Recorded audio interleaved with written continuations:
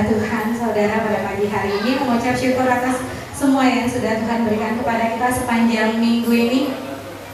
Sebelum itu kita mau doa pembukaan, saya serahkan doa pembukaan kepada Pak Gembala.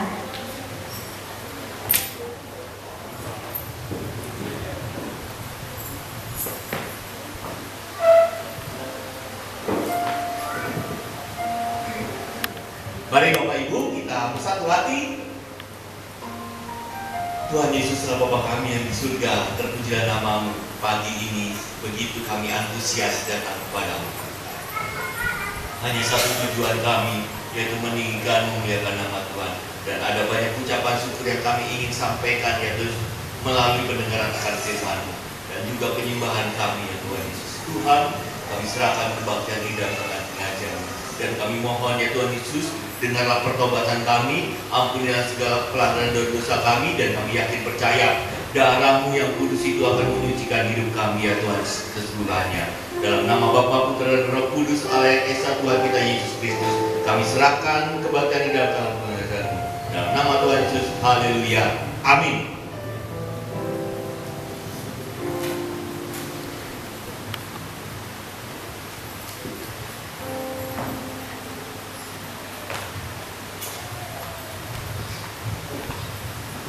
Terima kasih kepada Pak Gembala. Firman Tuhan yang melandasi ibadah kita pada pagi hari ini, saya mengambil dari Mazmur 107 ayat 21. Biarlah mereka mengucap syukur kepada Tuhan atas kasih setia-Nya dan atas perbuatan-perbuatan ajaib yang dilakukannya terhadap anak-anak manusia. Benar saudara, selama satu minggu ini, kalau bukan karena Tuhan, kita tidak bisa dari tempat ini sampai dengan saat hari ini. Mari kita mengucap syukur. Saya undang saudara untuk bangkit berdiri. Kita persiapkan hati kita untuk menyembah Tuhan pada pagi hari ini, saudara.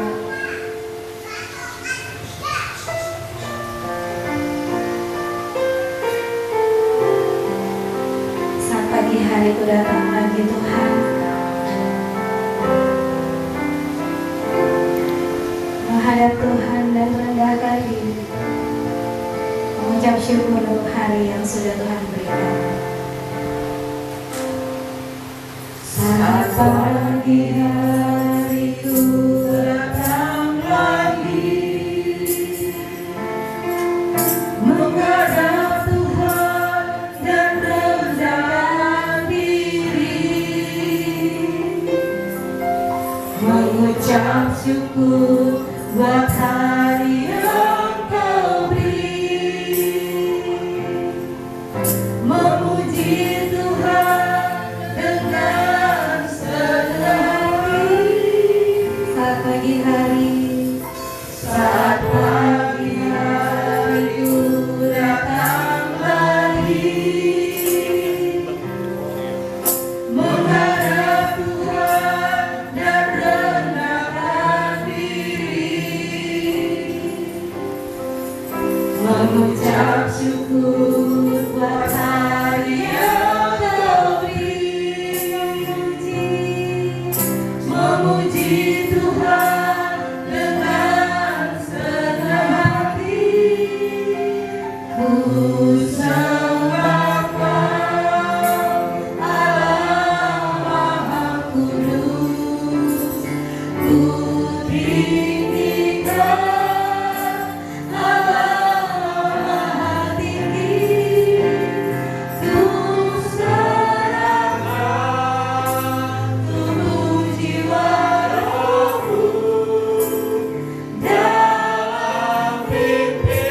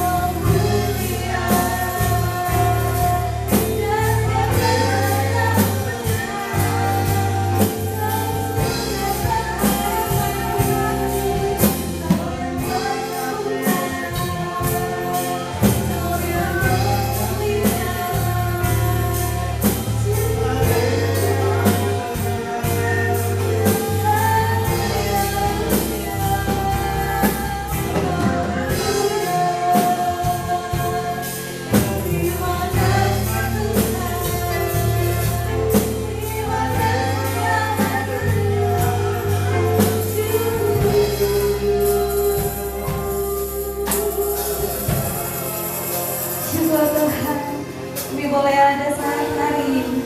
Semua berkat kasih karunia Allah.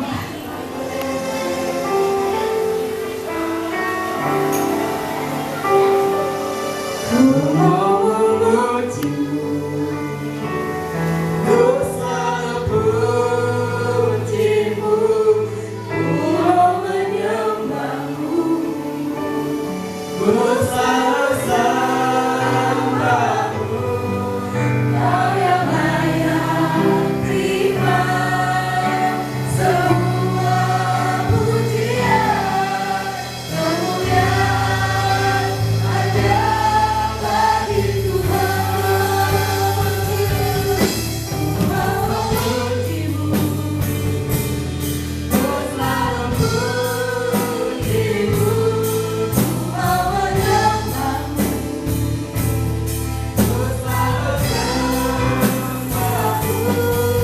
Kau yang layak terima semua pujian, kemuliaan hanya bagi Tuhan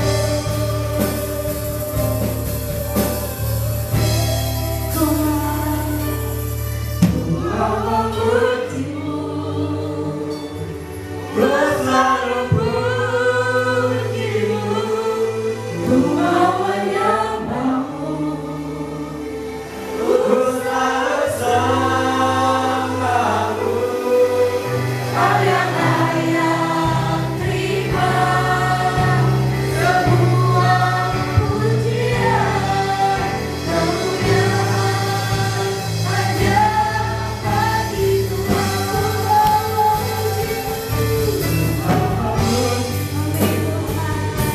Ku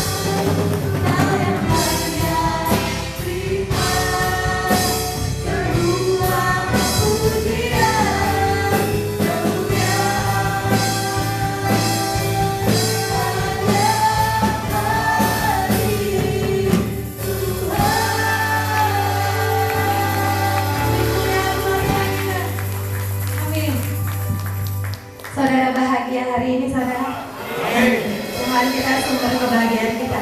Kita mau katakan kau 1, 2, 3.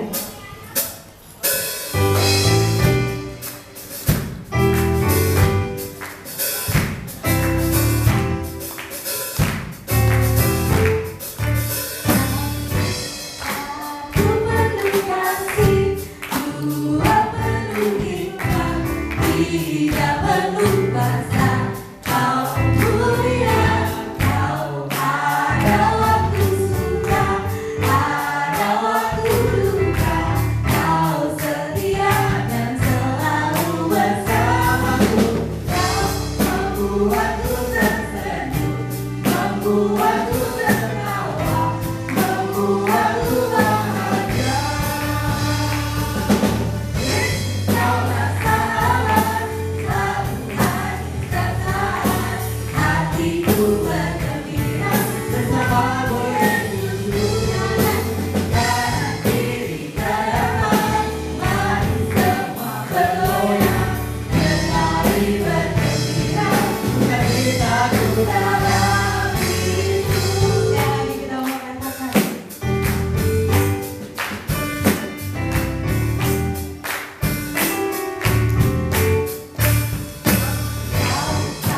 Satu penuh kasih, dua penuh hikmat, tiga penuh basa, kau mulia, kau ada waktu suka, ada waktu duka, kau setia dan selalu bersamaku. Kau membuatku tersenyum, membuatku tertawa, membuatku bahagia. Yesus, Yesus kaulah sahabat, selalu hadir setiap saat, hatiku bergembira bersamamu Yesus. Kanan kiri ke depan, mari semua bergoyang, menari bergembira, sukacitaku dalam Yesus. Yesus kaulah sahabat, selalu hadir setiap saat, hatiku bergembira bersamamu Yesus. Kanan kiri ke depan, mari semua bergoyang, menari bergembira, sukacitaku dalam sukacitaku dalam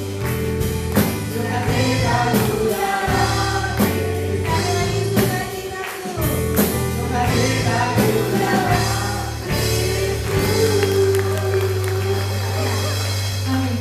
Kita masih memuji nama Tuhan, saudara. Tuhan kita besar. Karena Tuhan Raja Maha Besar.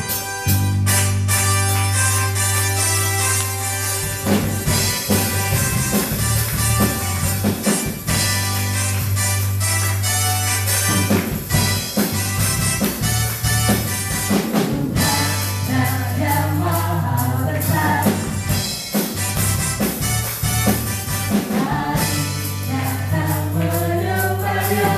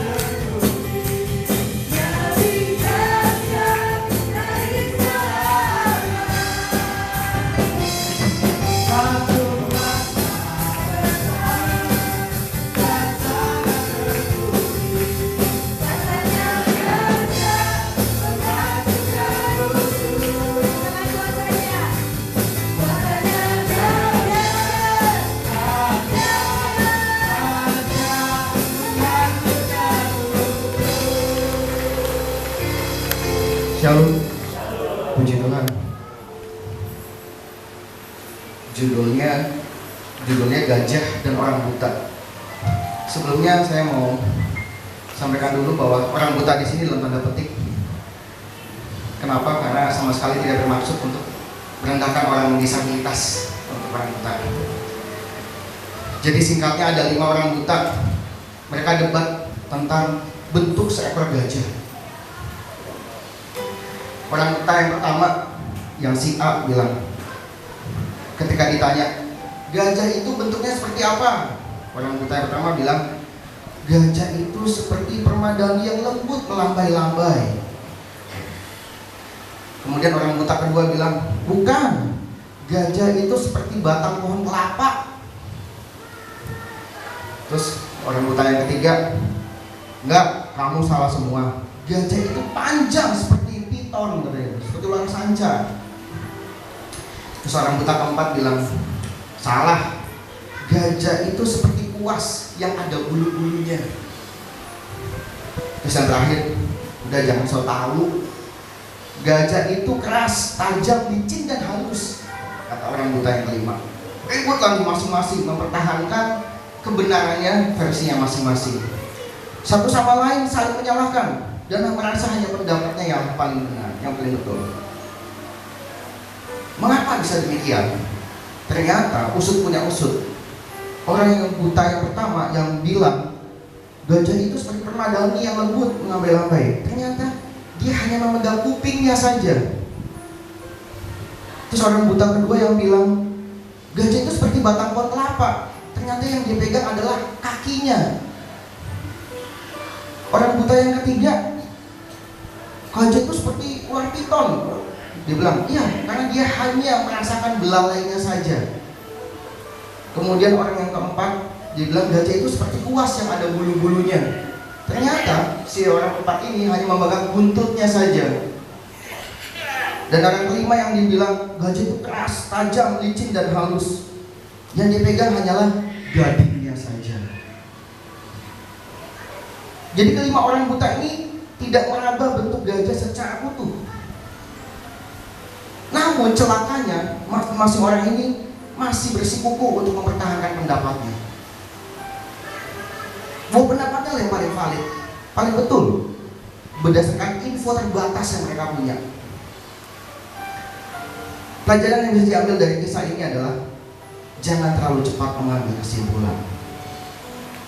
Jika kita hanya tahu, khususnya saya juga, hanya tahu info sepotong-potong saja,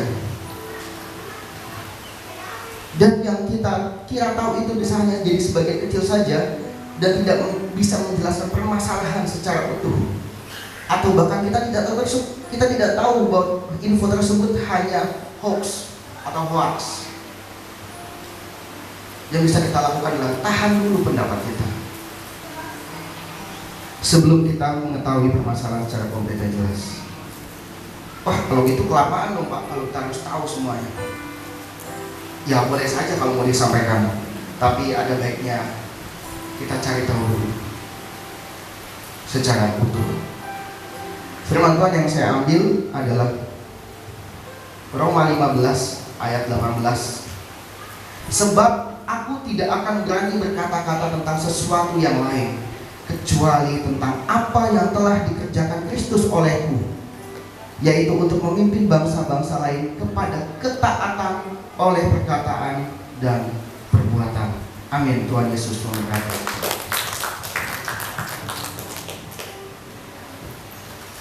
Amin. Terima kasih kepada Bapak Moses untuk ceritanya, mengajarkan kita untuk tidak mengambil kesimpulan secara cepat sebelum kita mengetahui kebenarannya. Tiba saatnya kita akan mendengarkan firman Tuhan. Siapkan hati saudara untuk mendengarkan firman Tuhan pada pagi hari ini. Biarlah hati kita semua seperti tanah yang subur, siap untuk dimasukkan benih firman Tuhan dan dapat bertumbuh di setiap hati kita. Saya undang saudara untuk bangkit berdiri.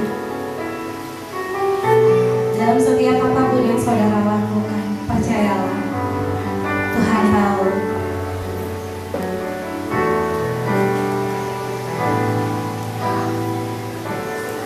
Hati karena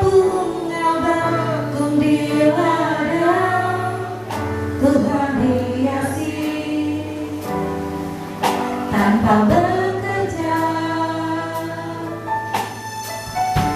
Apalagi kita orang percaya, Tuhan pelihara, Tuhan cukupkan. Perhatikan burung-burung di udara, Tuhan beri makan tanpa bekerja. Apalagi kita kesayangannya, Tuhan pelihara, Tuhan sediakan. Saat kau perlu, Tuhan tahu. Saat kau minta, Tuhan dengar. Saat percaya,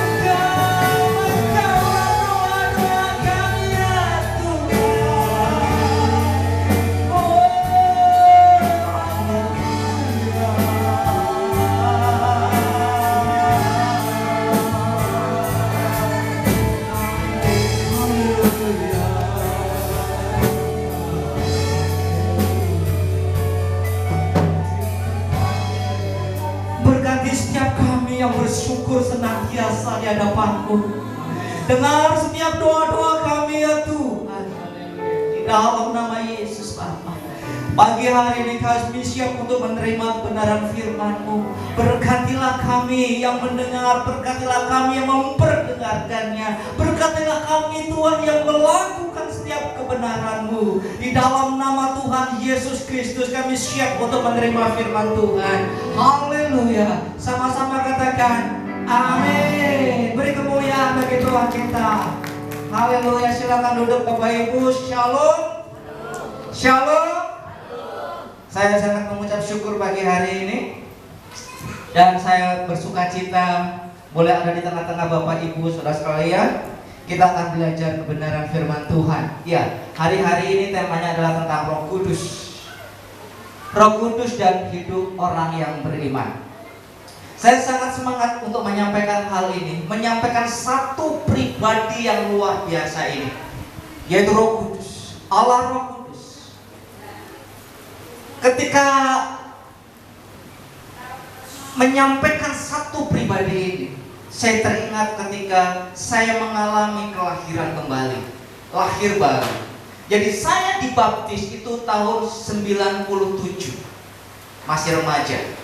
Tapi saya dibaptis tanpa pengetahuan yang memadai, tanpa katekisasi, tanpa pelajaran hidup baru. Ketika gereja bilang bulan depan ada baptisan, yang saudara mau anaknya dibaptis, silahkan didaftarkan.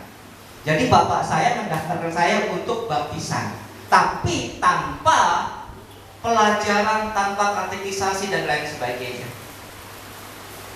Baru tahun 99, 97, 99 itulah saya baru mengalami yang namanya kelahiran kembali. Melalui gereja itu mengadakan KKR pemuda dan remaja yang dilayani oleh mahasiswa-mahasiswa Betel Jakarta. Saya hadir di situ. Saya ikuti ibadah KKR itu. Dan ketika altar call saya maju ke depan, ketika pengurapan saya ikut di situ. Dan saya mengalami bahwa saya mengalami Tuhan hari ini. Tapi baptisan 97 itu hanya seperti ya begitu saja, sakral. 99 itu baru saya mengalami begini, mengikut Tuhan. Begini dijamah Tuhan. Begini rasanya bertobat. Seperti itu. Saya percaya itu adalah pekerjaan Roh Kudus. Dan tahun 2000 saya pergi ke Jakarta untuk saya sekolah. Sekolah menengah Betel Jakarta. Di situ juga melalui proses dan saya mengalami betapa penyertaan Tuhan yang dahsyat dan luar biasa. Penyertaan kuasa Roh Kudus yang nyata dan luar biasa. Itu terjadi. Terus terjadi sampai saya selesai sekolah, kuliah dan lain sebagainya. Hidup berumah tangga. Di situ juga saya mengalami bagaimana penyertaan Tuhan. Saya dulu pernah cerita saudara bahwa kami mengadakan kami booking tempat untuk resepsi di balai kota itu. Ternyata uang DP-nya digelapkan sama marketingnya. Itu sudah saya ceritakan dulu kan. Bagaimana Hamin 1 bulan sebelum hari H, ketika pelunasan ternyata nama kami belum ada sebagai orang yang menyewa tempat itu. Karena apa? Karena uang DP-nya itu digelapkan oleh marketingnya. Disitulah kami bergumul bagaimana ini. Penyertaan Tuhan luar biasa. Allah Roh Kudus memberikan hikmat luar biasa. Yang tadinya kami yang booking gedung A menjadi gedung B, yang tadinya kapasitas cuma 300 orang kemudian menjadi 500 orang. Itu melalui perjalanan yang luar biasa. Terus berjalan sampai akhirnya apa? Kita mengalami semua tentang COVID. Kita semua pernah mengalami itu, masa-masa COVID itu. Kami mengalami apa ya?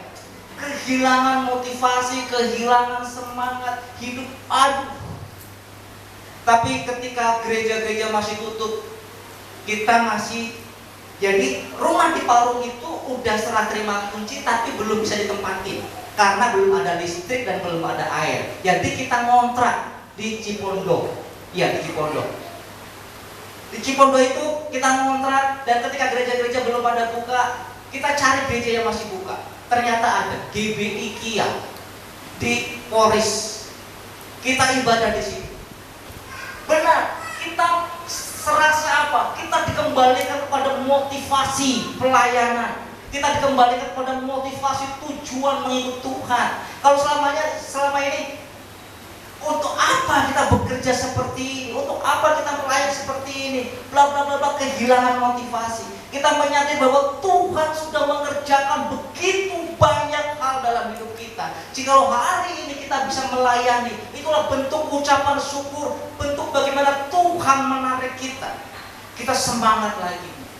Inilah kenapa saya begitu semangat ketika menceritakan satu pribadi ini. Pribadi yang dahsyat, yang luar biasa, Allah Roh Kudus. Allah Roh Kudus. Nah, kita akan berbicara ini. Kita lihat dalam Yohanes 14.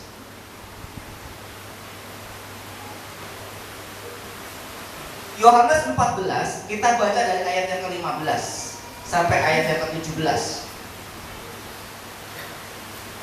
Oke, sudah mendapatkannya, amin? Oke, kita baca sama-sama Yohanes 14 ayat 15 sampai ayat yang ke-17. Demikianlah bunyi firman Tuhan.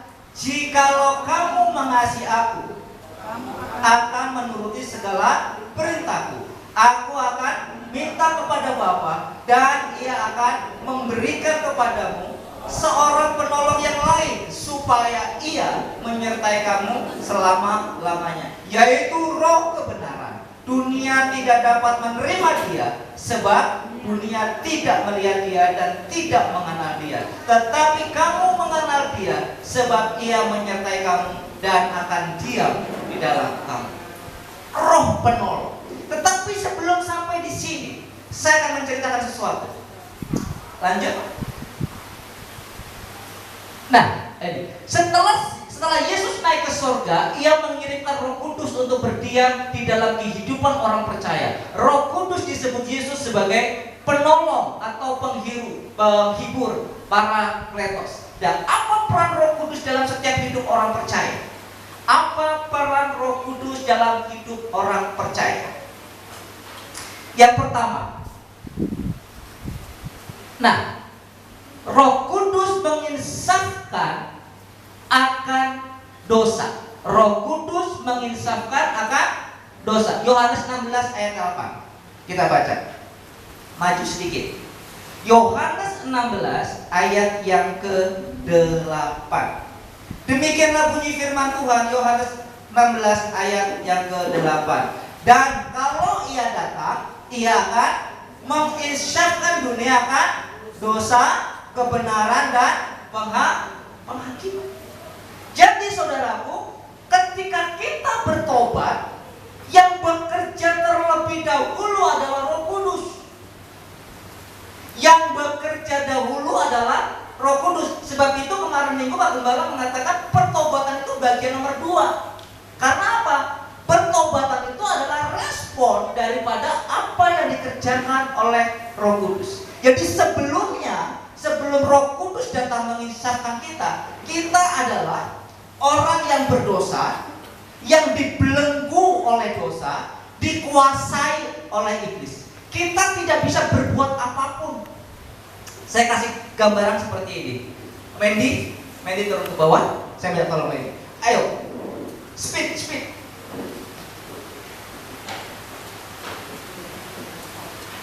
Saya sudah membawa tali rapia. Bagaimana orang yang dibelenggu itu dan dikekang oleh dosa itu?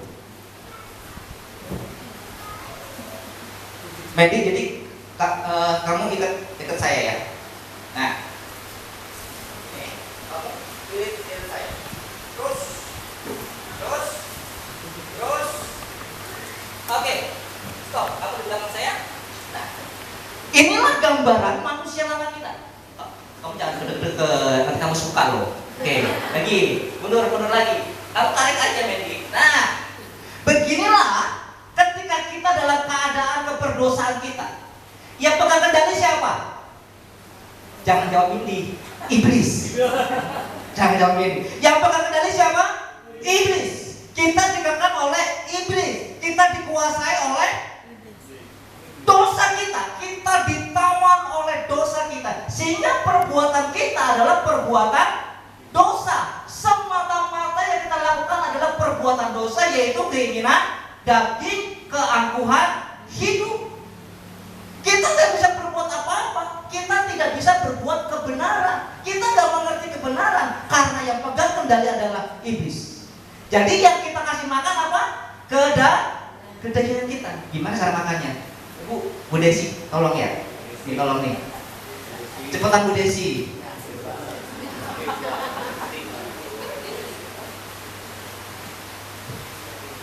Nah, Bu Desi tolong kasih saya makan ya. Oke.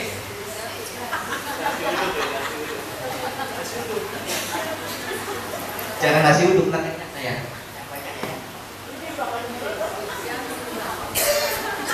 Yang bukan yang itu Desi. Iya dong Bu Desi. Yang enak. Masa yang gak enak? Nah. Ya. Nah.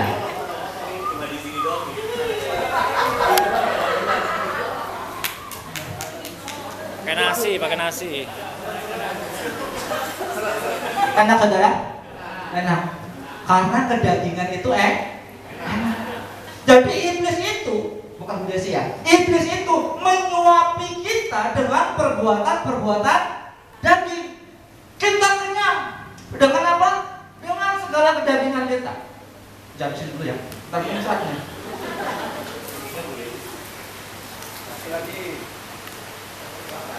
Oke. Sehingga apa? Ketika kita melakukan segala kejahatan itu, iblis semakin menarik kita. Ayo, tarik Pak Medi. Jangan kayak dendam pribadi ya. Jangan sakit ini, oke? Semakin jauh, ketika kita semakin dalam dosa, semakin menghidupi kedagingan kita, maka semakin kita ditenggelamkan oleh dosa dan ujungnya adalah maut, kebinasaan.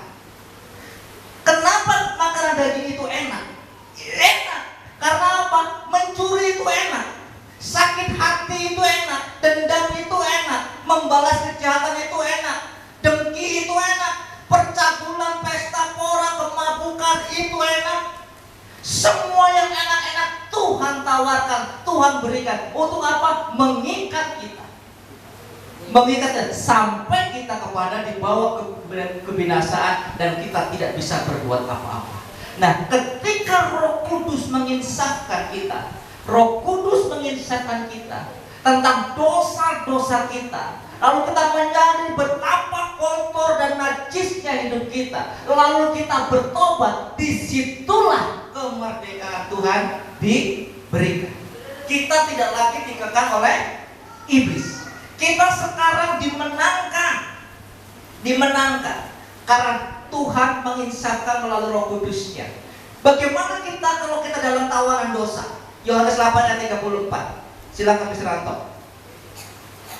Firman Tuhan dalam Yohanes 8 ayat yang 34. Kata Yesus kepada mereka, Aku berkata kepadamu, sesungguhnya setiap orang yang berbuat dosa adalah hamba dosa. Setiap orang yang berbuat dosa adalah hamba dosa. Tidak bisa tidak. Yohanes 8 ayat 44 Pak Anto. Demikian firman Tuhan di dalam Yohanes 8 ayat yang ke-44. Iblislah yang menjadi bapamu, dan kamu ingin melakukan keinginan bapamu. Ia adalah pembunuh manusia sejak semula dan tidak hidup dalam kebenaran. Sebab di dalam dia tidak ada kebenaran. Apabila ia berkata dusta, ia berkata atas kehendaknya sendiri, sebab dia adalah pendusta dan bapa segala dusta. Jadi yang memegang kendali ketika orang dalam dosa, bapaknya adalah iblis. Udah begitu saja. Sehingga apa yang dilakukan, apa yang diperbuat adalah perbuatan perbuatan hawa nafsu kedagingan dalam Galatia 5 ayat 19 sampai 21. Silakan Mr. Ranto.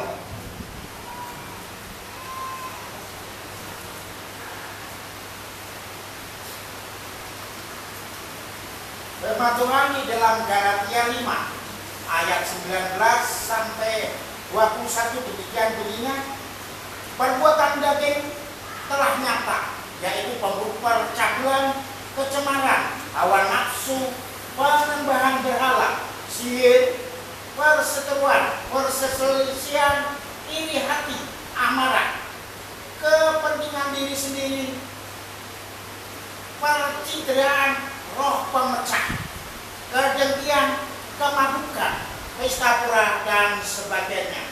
Terhadap semuanya itu kuperingatkan kamu, seperti yang telah kubuat dahulu, bahwa barang siapa melakukan hal-hal yang demikian, ia tidak akan mendapat bagian dalam kerajaan Allah.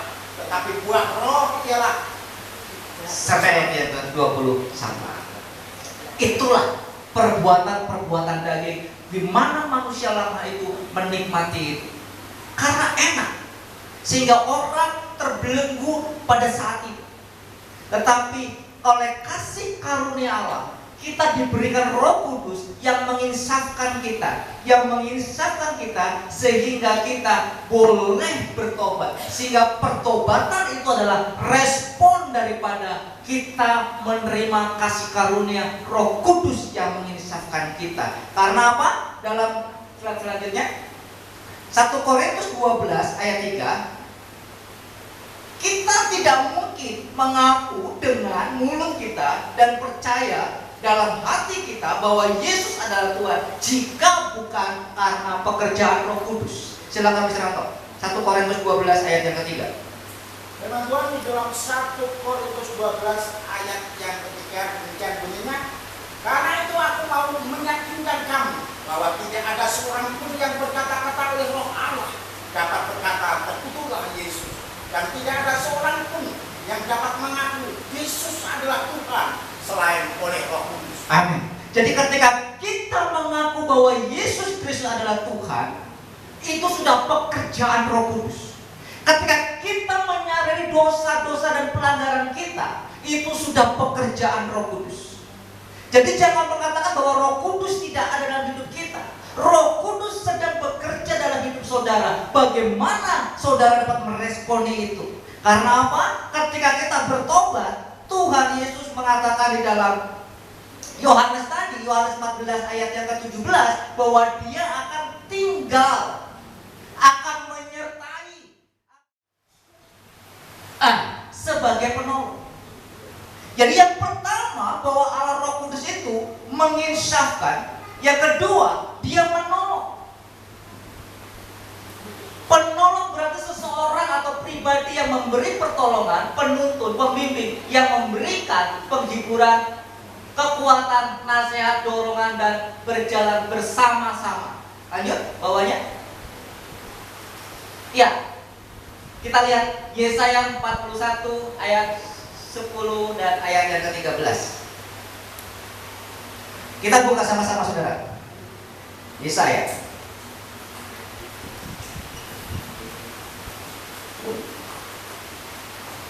Dalam Yesaya 41. Kita lihat 41. Ayat yang ke-10 dikatakan demikian.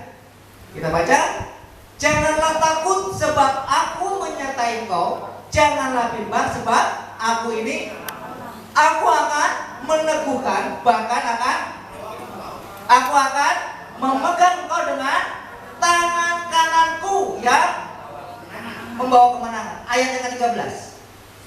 Sebab aku ini Tuhan Allahmu, memegang tangan kananmu dan berkata kepadamu, janganlah takut, akulah yang menolong engkau. Bahwa Allah memegang tangan kanan kita dengan tangan kanannya. Artinya apa? Allah Allah menuntun hidup kita. Jadi orang yang sudah bertobat, Roh Kudus menyertai dan tinggal, Allah menuntun hidupnya. Seperti apa? Begini lagi. Ini sudah ya. Ini sudah. Oke. Sini. Oke, misalnya begini ya. Tuhan Allah memegang tangan kanan kita dengan tangan kanannya. Tangan kanan kamu mana? Saya ini. Oke, jadi jalan. Begini. Enggak begini, saudara. Kalau begini jadi jalan kepiting. Miring, susah. Yang benar begini.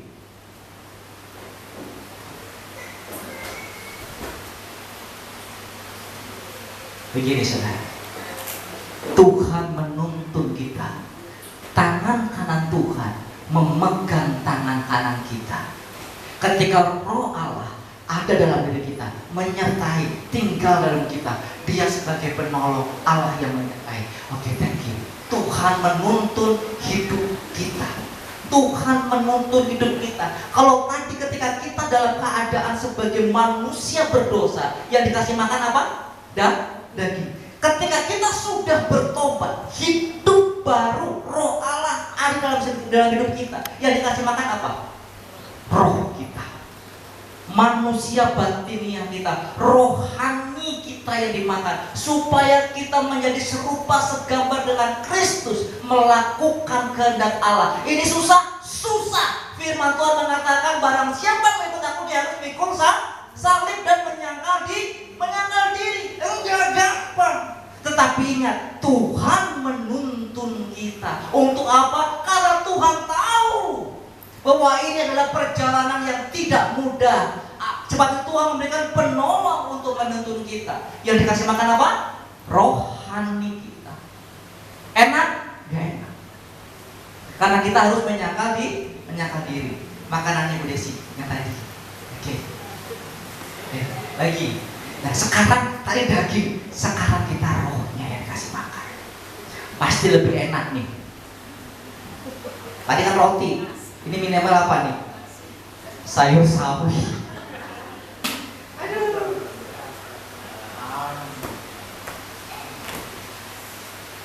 Enak, saudara. Serius kan?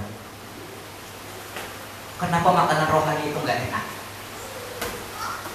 Makanan yang dari surga, mana itu ditolak oleh Israel. Dia nggak mau makan mana lagi. Dia mau kembali ke Mesir, ke dosa lama. Di mana di Mesir ada mentimun, bawang pre dan daging. Sama seperti kita. Ketika kita dikasih makanan rohani, makanan roh, kita sering menolak karena apa? Gak enak. Kita ingin kembali kepada dosa semula, di mana kita menikmatinya. Kenapa ini gak enak? Belajar kebenaran itu gak enak. Melakukan kebenaran itu gak enak. Baca firman Tuhan itu gak enak. Serius. Lawannya apa? Ngantuk, malas, capek. Saat teduh itu gak enak. Berdoa pribadi itu gak enak. Lebih masih enak drakor. Serius. Masih lebih enak scroll TikTok. Serius. Serius deh. Yang ini gak enak. Cukup? Enggak. Lagi Bu Desi. Yang sama Bu Desi. Yang sama. Iya. Karena banyak-banyak nanti punyanya susah. Aduh. Disuruh ngambil sendiri. Tetap gak enak. Karena apa? Ibadah itu gak enak. Lebih enak piknik. Persekutuan itu gak enak. Lebih enak di mall. Sebab itu banyak orang meninggalkan ibadah untuk apa? Piknik dan ke mall. Nggak enak. Lebih enak mager depan TV. Lebih enak main game dengan handphone miring daripada disuruh ibadah dan persekutuan. Nggak enak. Nggak enak. Tapi ini bagus. Ingat orang tua. Di anaknya nggak mau makan sayur, disuruh makan sayur. Kenapa orang tua tahu bahwa sayur itu bagus? Anaknya bilang nggak enak, nggak apa-apa. ini bagus buatmu. Sama ketika kita mengiring Tuhan, ada banyak makanan-makanan rohani yang gak enak karena kita harus menyangkal diri kita. Tapi Tuhan bilang itu bagus, gak enak, kunyah saja. Kan begitu. Cukup? Belum. Astaga, enggak. Masih ada. Pare, saudara. Bu, ini jangan semua, Bu. Gak kuat ini pasti, Bu. Sepotong aja. Pare. Oh.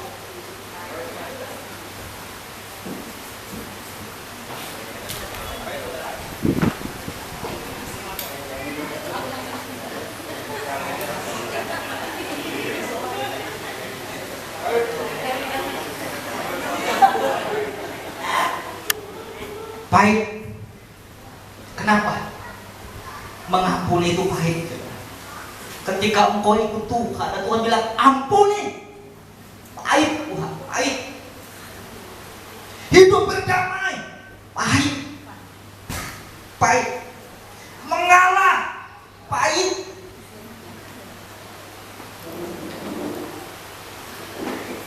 Pahit. Saya katakan pahit. Ketika kita mengikut Tuhan, kita harus merasakan yang pahit itu. Gak mudah, gak semua orang bisa mengampuni. Hidup berdamai, lepaskan pengampunan, mengalah. Susah, karena apa? Kita sudah bertahun-tahun hidup dalam kedagingan, dihormati, disanjung, diagung-agungkan. Begitu di sini, kita belajar untuk tidak dihargai. Belajar untuk menyangkal kedagingan kita. Yang biasanya dihormati kemudian tidak dihormati. Yang tadinya gak salah dipersalah dan harus terima. Kalau dulu lo jual gua beli, sekarang apa kata Tuhan aja lah. Saya serahkan ke Tuhan lah. Gak gampang, pahit. Pahit, saudara. Tapi ini yang harus kita makan setiap hari. Penyangkalan diri itu pahit. Pahit. Tapi kita harus terima. Inilah makan rohani yang kita harus ikuti. Sebab itu banyak orang yang kemudian di sini enggak kuat dalam hidup pertobatan itu. Sebab itu kan saudara ada bilang, Pak, itu kan sudah bertobat. Katanya sudah bertobat, katanya sudah melayani. Kok perbuatannya masih begitu? Ketika dituntun ini, saudara, seringkali mata kita gak ke depan, mata kita masih ke belakang, mata kita masih ke samping. Dan seringkali Tuhan tidak melepaskan tangannya. Kita yang melepaskan genggaman tangan Tuhan. Karena apa? Kan kita masih ingin nyaman dengan dunia ini. Kita masih seperti itu seringkali. Tapi inilah proses yang mungkin tidak bisa secara radikal berubah 100%. Tapi kita belajar untuk bagaimana taat terhadap Tuhan. Taat terhadap Tuhan. Saudara kasih Tuhan. Jadi jikalau orang dalam prosesnya, dalam proses pengiringan Tuhan itu masih jatuh bangun, puji Tuhan. Karena berarti dia sedang dalam proses itu. Tapi kalau sudah nggak jatuh bangun, itu yang jadi masalah. Berarti sudah dimenangkan oleh iblis. Ya kan? Ini pribadi ini yang tadi narik itu nggak suka targetnya ikut Tuhan. Sebab itu begitu targetnya ikut Tuhan, dia dari belakang ngintili. Apa itu ngintili? Mengikuti. Cari celah di mana dia lemah, dia masuk dan merebut kembali.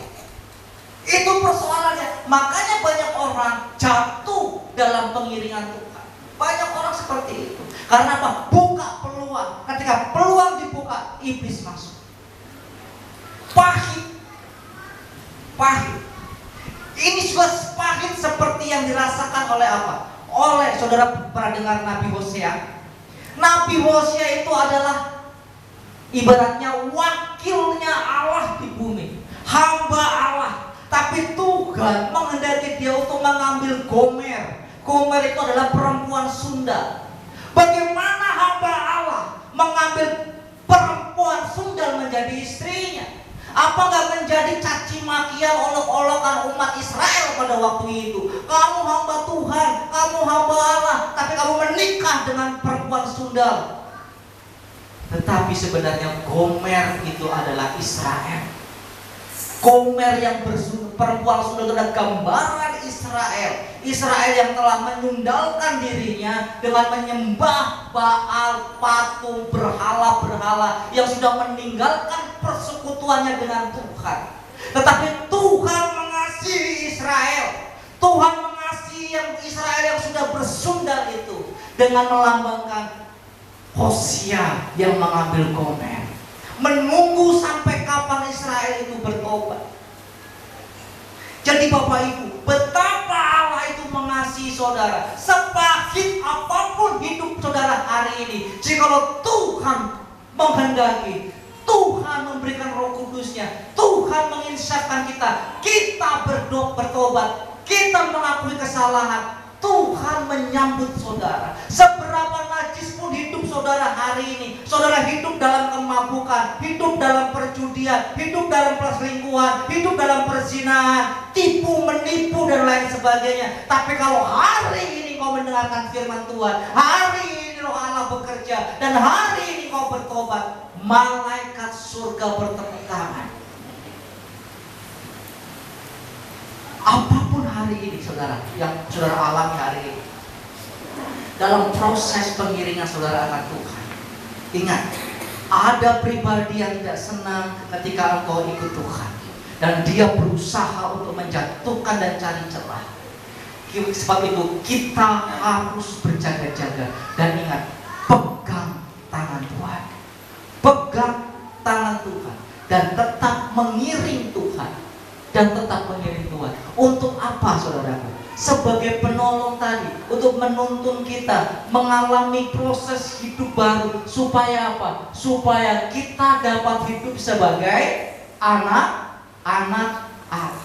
Selama ini kita hidup sebagai anak setan, hidup dalam dosa, dimerdekakan, dimenangkan, dibaharui oleh Roh Kudus, dituntun Tuhan. Supaya apa? Supaya kita mengenakan hidup sebagai anak-anak Allah.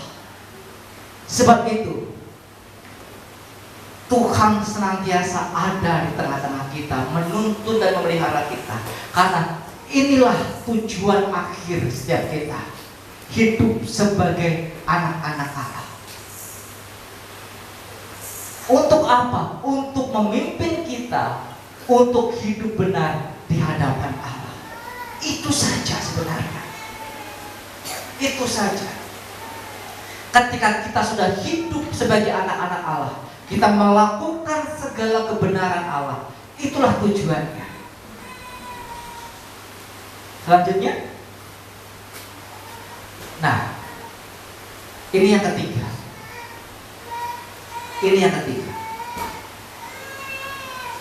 Pertama, dia menginsafkan akan dosa kita.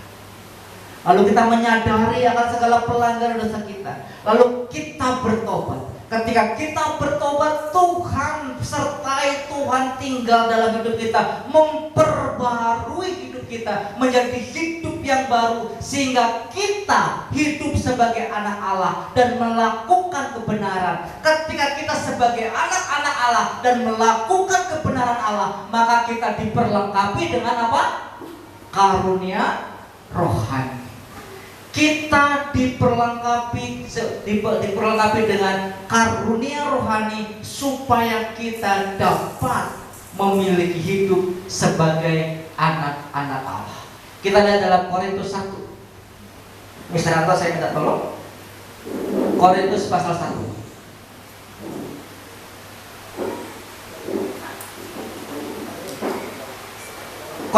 Satu Korintus 12. Ya. Teman-teman, ada rupa-rupa karunia, tetapi satu roh, dan ada rupa-rupa pelayanan, tetapi satu Tuhan, dan ada berbagai-bagai perbuatan ajaib, tetapi Allah adalah yang mengerjakan semuanya dalam semua orang. Tetapi kepada tiap-tiap orang dikaruniakan penataan roh untuk kepentingan bersama. Sebab kepada yang seorang roh memberikan karunia untuk berkata-kata dengan hikmat, dan kepada yang lain roh yang sama memberikan karunia berkata-kata dengan pengetahuan. Kepada yang seorang roh yang sama memberikan iman, dan kepada yang lain ia memberikan karunia untuk menyembuhkan. Kepada yang seorang roh memberikan kuasa untuk mengadakan mukjizat, dan kepada yang lain ia memberikan karunia untuk bernubuat, dan kepada yang lain lagi ia memberikan karunia untuk membedakan bermacam-macam roh. Kepada yang seorang ia memberikan karunia untuk berkata-kata dengan bahasa roh, dan kepada yang lain ia memberikan karunia untuk menafsirkan bahasa roh itu. Tetapi semua itu dikerjakan oleh roh yang satu dan yang sama, yang memberikan karunia kepada tiap-tiap orang secara khusus seperti yang dikehendakinya. Ayat yang ke-27, kamu semua adalah tubuh Kristus dan kamu masing-masing adalah anggotanya. Amin. Terima kasih. Jadi dari pernyataan ayat ini saudaraku, maka tidak ada seorang pun yang tidak dikaruniai karunia roh. Jadi setiap kita pasti memiliki karunia roh, apapun itu, minimal satu. Dan tidak satu orang pun yang memiliki semua karunia roh. Gak ada satu orang memiliki semua karunia roh, dan tidak ada satu orang pun yang tidak memiliki karunia roh. Semua kita pasti memiliki, karena itulah fungsi daripada setiap kita sebagai anggota tubuh Kristus. Itu yang terpenting. Selanjutnya, apa tujuannya? Setiap orang percaya yang telah lahir baru, di mana Roh Kudus tinggal diam di dalam hidupnya, pasti memiliki karunia rohani. Kita harus secara aktif menemukan dan mempraktekkan dan mengembangkannya. Untuk apa? Membangun jemaat sebagai tubuh Kristus. Jadi karunia-karunia rohani itu diberikan untuk kepentingan bersama, bukan untuk kepentingan pribadi. Jadi jikalau orang memiliki karunia roh untuk kepentingan pribadi, berarti sudah menyimpang dari tujuan awalnya. Karena karunia rohani itu untuk membangun jemaat. Karunia rohani itu untuk membangun tubuh Kristus. Yang kedua, bahwa karunia roh itu untuk memuliakan Allah, di mana setiap tubuh Kristus boleh menjadi saksi-saksi Kristus. Inilah hidup anak-anak Allah itu. Jadi kalau saya gambarkan seperti ini stepnya, ketika kita masih berdosa, bapak kita adalah iblis, makanan kita adalah makanan kedagingan. Tetapi oleh karena kasih karunia Allah, tidak banyak orang yang dipilih, tapi saudara dan saya dipilih. Roh Kudus diberikan kepada kita. Kita diinsyafkan akan dosa kita, lalu kita bertobat. Kita bertobat mengakui segala kesalahan kita. Ketika kita bertobat, Roh Kudus diberikan kepada kita, menyertai tinggal di dalam kita. Bapa menuntun kita dalam proses pembaharuan hidup kita. Makanan kita adalah makanan rohani yang sangat berbeda dengan makanan kedagingan. Ini tidak enak, tapi itu penting bagi hidup kita. Ini gak enak, tapi ini untuk melakukan kehendak Allah. Supaya apa? Supaya kita dapat hidup sebagai anak-anak Allah. Dan hidup anak-anak Allah ini diperlengkapi dengan karunia rohani. Karunia rohani ini diberikan untuk apa? Membangun jemaat sebagai tubuh Kristus, sehingga jemaat gereja Tuhan, tubuh Kristus, bisa menjadi kemuliaan bagi Allah. Sampai sini paham? Amin. Jelas ya pekerjaan Roh Kudus. Jadi yang terakhir, jadi mana? Nah, jadi orang Kristen yang dewasa rohani, yang berdampak, Orang Kristen yang dewasa rohani, yang berdampak sebagai anggota tubuh Kristus, yang menjadi saksi Kristus tadi, yang berbuah manis untuk kemuliaan Allah Bapa. Karena Tuhan Allah kita sudah melengkapi kita dengan kuasa-Nya di dalam Roh Kudus yang tinggal diam dalam hati kita untuk memimpin kita dalam segala kebenaran. Jadi hari ini setiap kita memiliki tanggung jawab yang sama, yaitu menemukan karunia roh apa yang Tuhan berikan bagi kita, lalu kita menghidupi itu sehingga hidup kita menjadi dewasa secara rohani, hidup kita berdampak dan berbuah manis, dan kita melengkapi membangun jemaat sebagai tubuh Kristus, dan jemaat sebagai tubuh Kristus itu menjadi kesaksian bagi Allah, dan nama Tuhan dipermuliakan atas gerejanya, yaitu saudara dan saya. Amin untuk firman Tuhan.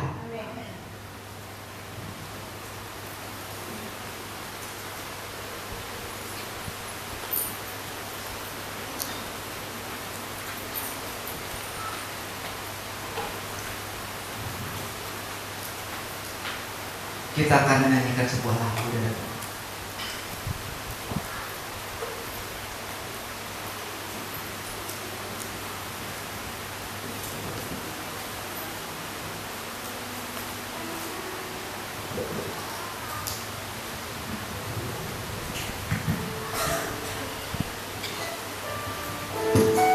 mari kita mengambil bagian dalam bagian ini, bahwa saudara adalah orang-orang yang dimenangkan, bahwa saudara adalah orang-orang yang dituntun Tuhan, bahwa saudara adalah orang-orang yang sedang dibentuk hari ini menjadi anak-anak Allah, bahwa saudara adalah saksi-saksi Kristus, di mana nama Tuhan dimuliakan atas hidup saudara.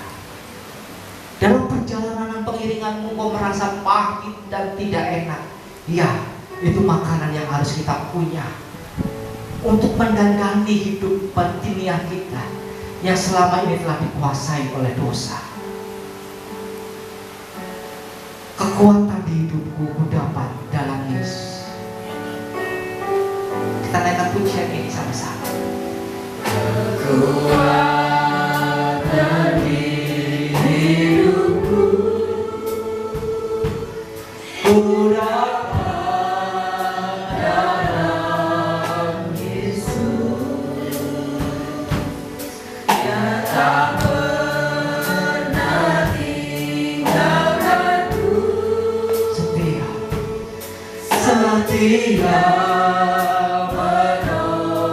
menopangku, berseru berharap dalam Yesus. Ajaib Kau Tuhan, ajaib Kau Tuhan, penuh Kau yang mengandalkan Hanya Kau yang memegang tangan kami dalam tangan-tangan-Mu, hanya Kau yang menuntun kami ya Tuhan. Dalam tangan-Mu seluruh hidupku tak akan goyah selama. Ajaib Kau Tuhan, kuasai kami dengan Roh-Mu Tuhan pagi hari ini. Lawan setiap kami Tuhan pagi hari ini. Dalam tangan-Mu seluruh hidupku tak akan goyah selama. Tak akan goyah, akan goyah selamanya.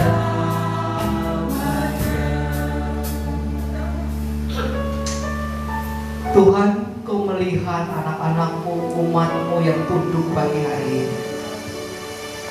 Inilah umat-Mu yang belajar hidup dalam kebenaran. Kami sering jatuh bangun, tetapi tangan-Mu tidak pernah Kau lepaskan dari genggaman kami. Dan kami mau berjalan terus mengiringi Kau. Allah Roh Kudus yang mengingatkan kami kembali akan panggilan kami yang mula-mula, akan cinta kami yang mula-mula akan Engkau. Tuhan, tolonglah kami ya Tuhan Yesus. Kami mau hidup sebagai anak-anak Allah. Kami mau hidup di mana nama Tuhan dimuliakan. Terima kasih Tuhan Yesus.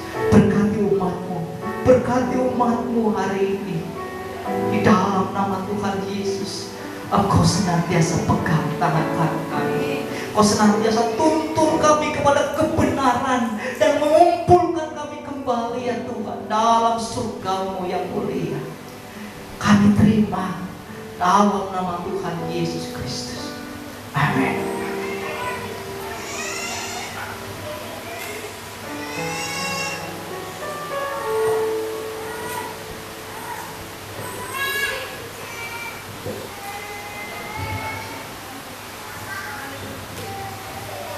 Saya mewakili jemaat mengucapkan terima kasih kepada Bapak Anda atas setiap firman Tuhan yang telah diberikan. Biarlah diberkati dalam setiap pekerjaannya, rumah tangganya, dan dimanapun berada. Tiba saatnya kita akan memberikan yang terbaik, saudara. Sebelum itu kita mau bersatu di dalam doa. Kembali kami mengucap syukur Tuhan. Terima kasih untuk setiap penyertaan dan perlindungan-Mu sampai dengan saat hari ini, Bapak. Terima kasih Engkau telah menjaga ibadah kami sampai dengan hari ini, sampai dengan detik ini. Berkati ibadah kami sampai dengan akhir. Tiba saatnya kami akan memberikan yang terbaik kepada-Mu, Bapak. Biarlah pemberian ini Tuhan dapat memuliakan hati-Mu, Bapak, dapat menyenangkan hati-Mu dan menjadi rupa yang harum di hadapan-Mu, Bapak. Terima kasih Yesus, terima kasih Roh Kudus. Kami sudah berdoa dan mengucap syukur. Haleluya. Amin. Kita mau mengangkat pujian. Kau 1, 2, 3. Persembahan bisa dibawa ke depan.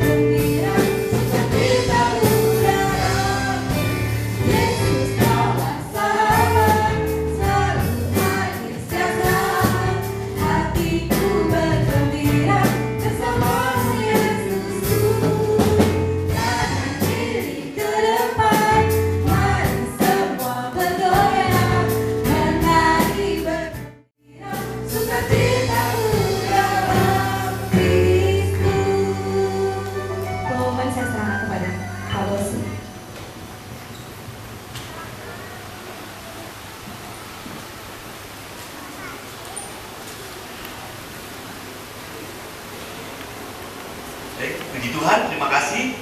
Kiranya persembahan saudara diterima dan menjadi berkat bagi pelayanan kita di GBI Karawang Terbaru. Bapak Ibu yang sesuai Tuhan Yesus, terima kasih. Saya ucapkan kembali sekali lagi untuk para pelayan Tuhan, song leader, singer, pemain musik, multimedia, di soundman dan penari. Kiranya Tuhan memberkati dan juga pencerita. Bapak Ibu, firman Tuhan tadi membuat telinga kita panas, ya, karena kita selalu diingatkan dan kita sebagai orang benar merasa capek. Ya udah sih hidup saya, kenapa lo yang urus? ya. Tapi namanya Tuhan, Roh Kudus masih mau mengingatkan kita untuk melakukan atau bertobat. Puji Tuhan, ya. Jadi apabila telinganya masih panas mendengar firman Tuhan, berarti masih peka, berarti masih disayang Tuhan Yesus, masih Roh Kudus ada pimpinan. Lain halnya kalau saudara sudah mendengar ada ajakan berbuat baik, melakukan firman Tuhan, dan saudara sudah tidak acuh tak acuh lagi, ya sudahlah, ya. Saya sudah tidak tahu apa-apa, biar Tuhan yang bertindak. Tapi apabila Bapak Ibu saudara-saudara masih panas telinganya, masih kayaknya wah ini ngomongin saya ya, wah ini begini ya, puji Tuhan, itu berarti Roh Kudus masih mau mengingatkan. Terima kasih Pak Andre untuk para pelayan firman Tuhan yang lainnya selalu ingatkan kita dengan firman Tuhan. Dan pengumuman yang pertama, hari Senin besok jam 7.30 kita akan mengadakan doa, masih doa, dan saya juga mengundang bagi Bapak Ibu untuk bersama-sama, ya, untuk kita berdoa bersama.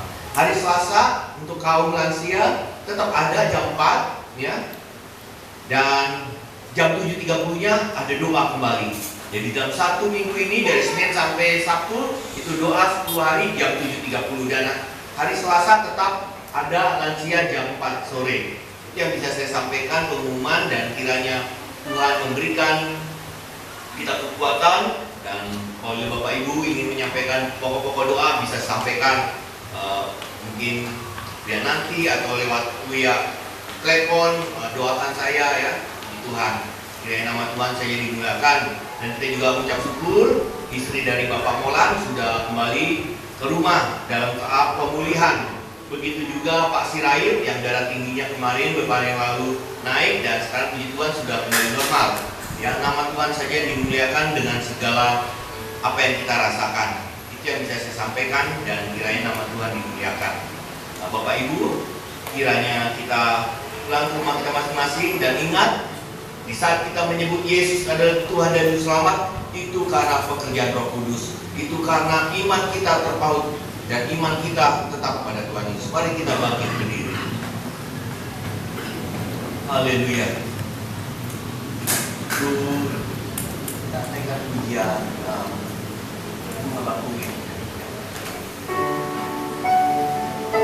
haleluya, syukur. Amin.